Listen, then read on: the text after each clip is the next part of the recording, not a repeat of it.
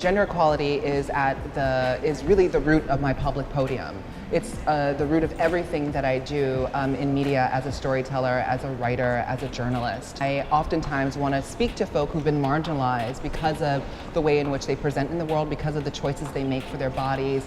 And this doesn't necessarily mean it's only trans folk, but I think trans folk are the most visible examples of bucking the norms of the binary.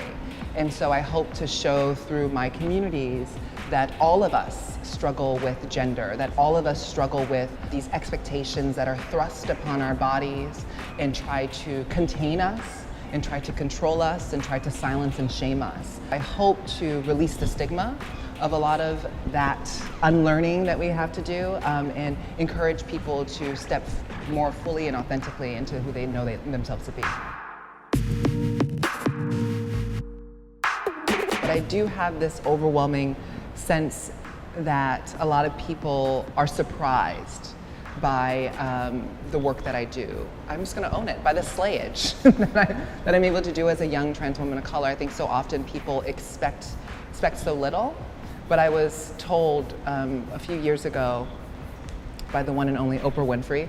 She told me that one of the greatest gifts to have as someone who does this work is to be underestimated. Because then you're always surprising people, you're always keeping them on their toes.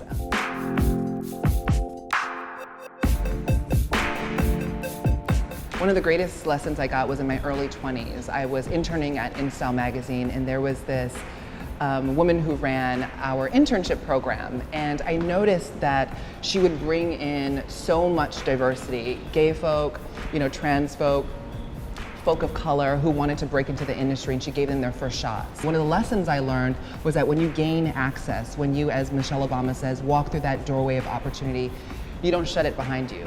You leave it open, you bring people in with you.